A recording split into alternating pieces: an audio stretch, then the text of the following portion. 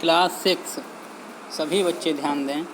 हमने कल पढ़ रहे थे विज्ञान में पाठ 6 हमारे चारों ओर के परिवर्तन। कल हमने इसका पहला पाठ पढ़ा था। आज हम शेष पाठ को पढ़ेंगे।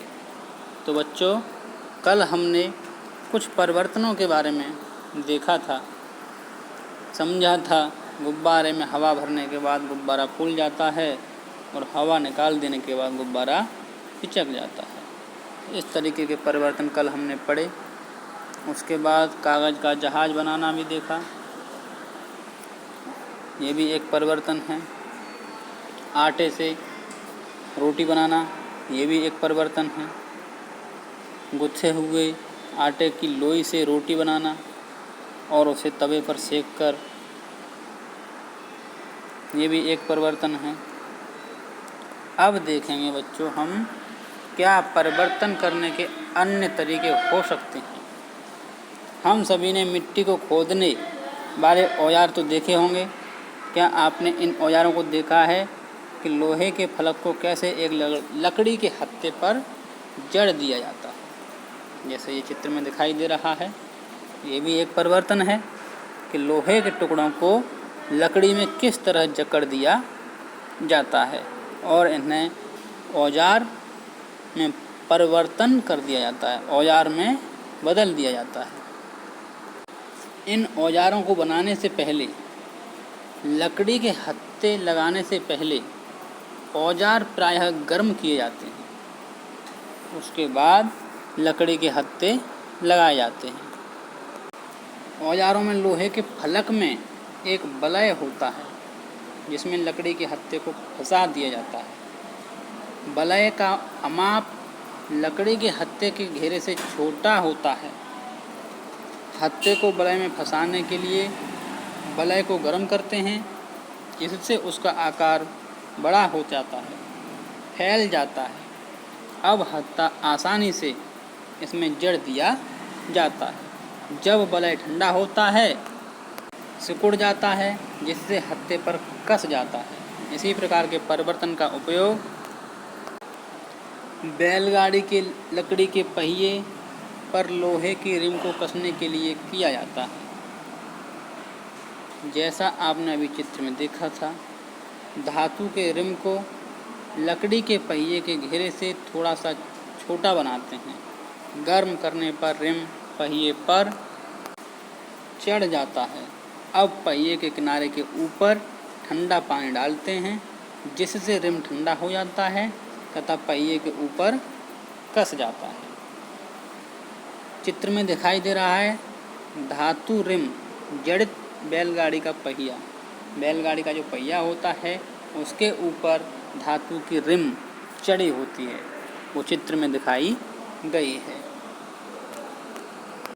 बच्चों, आपने देखा होगा लोहार के पास आप अगर औजार बनवाने गए होंगे तो उसने लोहे के टुकड़े को जब तक गर्म करते हैं वो लोग, जब तक वो टुकड़ा लाल न हो जाए, और जब यह मुलायम हो जाता है तब उसको पीट कर इच्छानुसार औजार का आकार दे देते हैं। गर्म करने पर लोहे में परिवर्तन हो जाता है।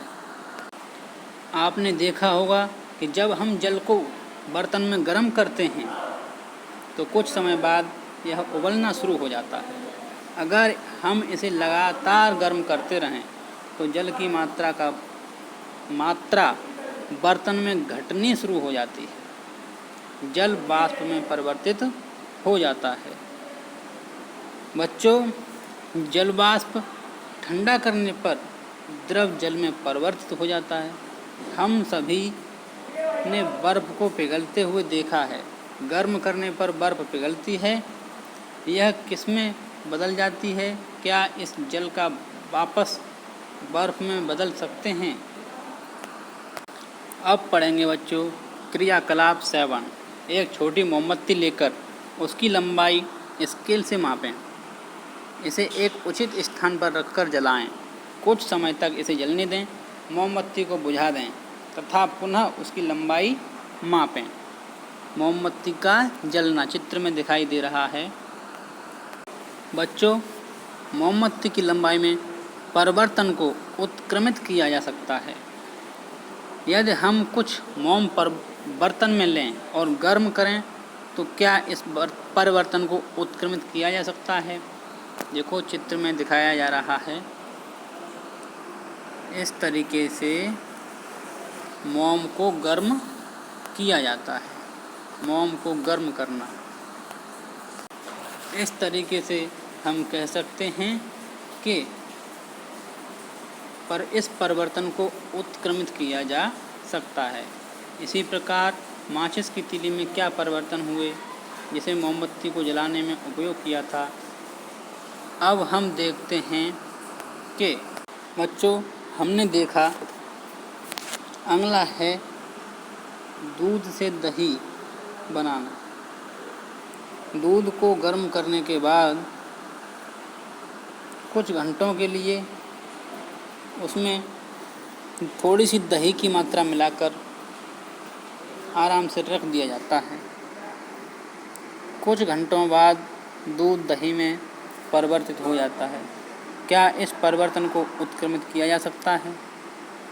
तो बच्चों दूध से दही बनाया जा सकता है, लेकिन दही से दूध नहीं बनाया जा सकता। तो हम इस परिवर्तन को उत्क्रमित नहीं कर सकते, यानी दही से दूध नहीं बना सकते। तो कुछ परिवर्तन ऐसे होते हैं जिन्हें उत्क्रमित किया जा सकता है, जबकि कुछ वस्तुओं को परिवर्तित नहीं किया जा सकता। जैसे दही से दूध नहीं बनाया जा सकता। बच्चों प्रमुख शब्द परिवर्तन। परिवर्तन का मतलब है बदलाव, यानी दूध को दही में बदलना। गुब्बारे में हवा भरने के बाद उसका आकार बदलना, इसे बोलते हैं परिवर्तन। संकुचन।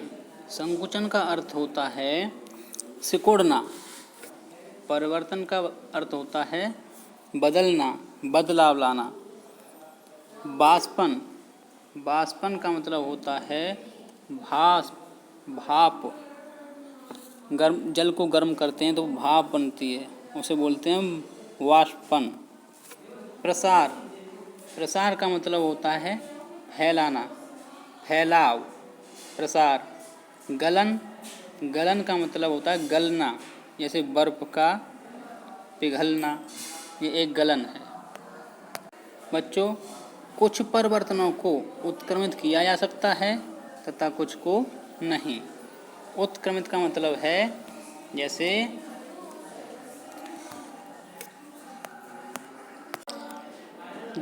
जल का बर्फ में बदलना और फिर बर्फ का जल में बदलना, इस प्रक्रिया को कहते हैं उत्क्रमित। अगला है पदार्थों को गर्म करके या किसी अन्य पदार्थ के साथ मिश्रित करके उनमें परिवर्तन लाए जा सकते हैं। बच्चों ये आपका पाठ हुआ कंप्लीट। आपको इस पाठ को ध्यानपूर्वक सुनना है, समझना है।